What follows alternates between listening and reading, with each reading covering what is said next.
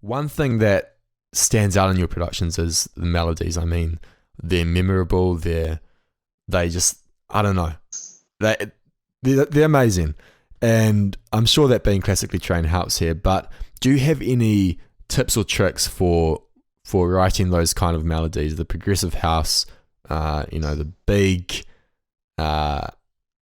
euphoric kind of sounding melodies? I think a really big part, and I think Miela would agree, is like a lot of music comes down to the chords that you choose to use.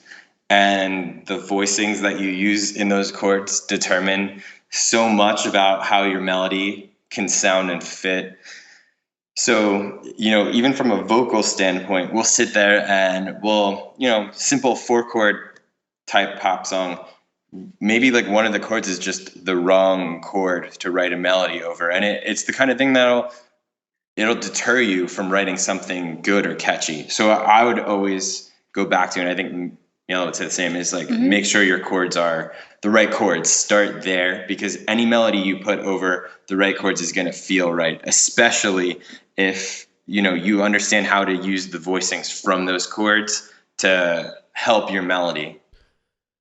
And I think that's where music theory comes into play, because if you don't know about voicing, open and closed voicing, inversions, I imagine it would be very hard to kind of employ that when you're writing progressions and melodies. Would you agree?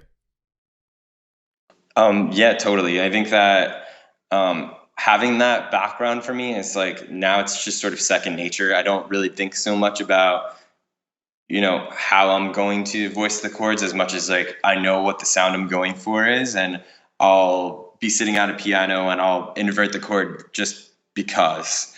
I kind of know at this point, like, this is a better way to voice, carrying tones over between chords, this kind of stuff. Sorry to interrupt you. So you know how something's going to sound before you actually do it? I wouldn't go that far. That I'd say that every time, but I would know that, like, if I'm gonna play, we'll just keep this as simple as possible. If we're gonna do, a C major chord or an A minor chord, which tones that I would be carrying over just as I'm playing it on the piano, because I've played through these chord progressions so many times in so many different keys. So, there's really only like a 1-note difference between an A minor and a C major chord. But if you voice them incorrectly, you're going to make a whole bunch of notes essentially move on your keyboard when you only have to change one. So for me, as I'm playing, like, this is something that I've been doing so long, I think that I just tend to do it that way. And in a bigger scheme of things, like, as we're playing through chords, a lot of times I'll know, like, if I am just going through coming up with chord progressions, I'll hear like, okay, that one's going to make vocals get stuck on a certain note here, because like one of the voices is like just way too high, for instance, the note, and it's going to carry the melody to want to go there.